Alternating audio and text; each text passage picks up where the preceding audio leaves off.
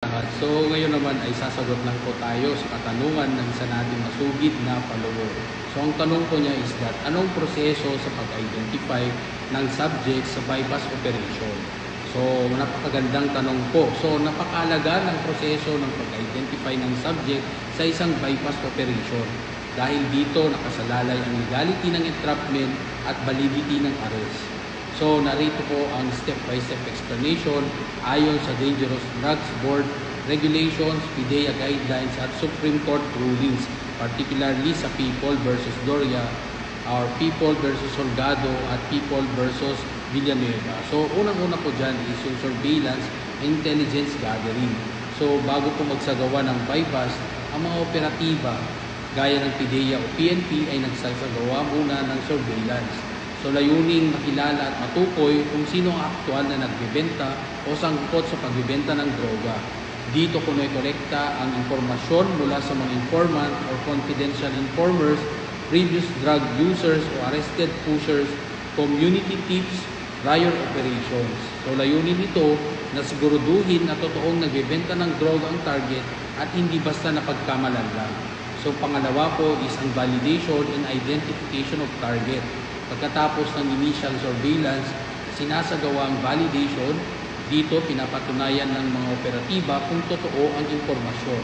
Maaaring gamitin ang visual confirmation o personal na nakita ng operatiba ang pagbebenta, testimony ng reliable informant o prior record or coordination data ng subject. So ang subject ay dapat positibong makilala bago ang mismong bypass. Hindi pwedeng kung sino-sino lang ang nandoon o blind entrapment dahil maging illegal arrest yun. So, pangatlo po dyan is yung ating tinatawag na pre-operation coordination. So, gumagawa ng pre-operation report at coordination form sa PDEA kahit PNP ang lead unit.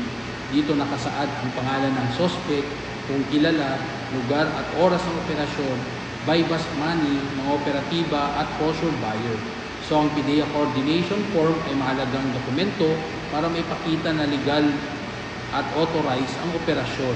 So pang-apat po is yung paggamit ng posture buyer or decoy buyer. So ang posture buyer ay ang operatibang kunwaring bibili ng droga. Siya ang pinakamahalagang saksi sa pagkakakilanlan ng subject.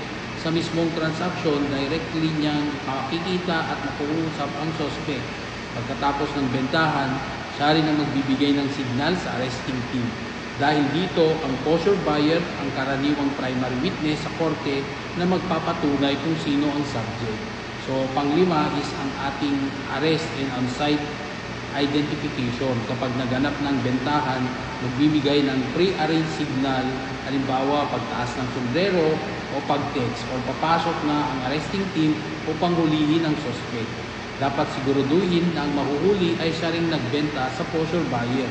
Ang mga ebidensya, mark money, or yung drugs ay i-seize at i-documented, dokumento yon sa inventory na may witnesses, gaya ng media, DOJ, or barangay. So pang-anim po dyan is ang documentation and witnessing. Lahat ng kilos mula sa pagkilala hanggang inventory ay dapat ma-document. Kasama ang affidavit ng posture buyer at pre-operation report upang patunayan kung paano at bakit siya ang target.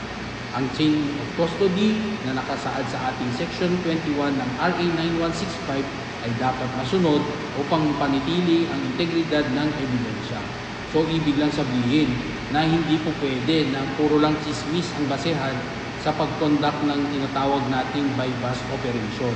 So, madugo po yan. So, sana naliwanagan yung ating mga netizens kasi minsan nakikita natin sa kanilang mga komento sa pag-conduct ng bypass na minsan ay ginagawa nila ng issue tungkol dito. So, Atty. Kid Caso po palakad ang loob ng taong may alam hanggang sa muli.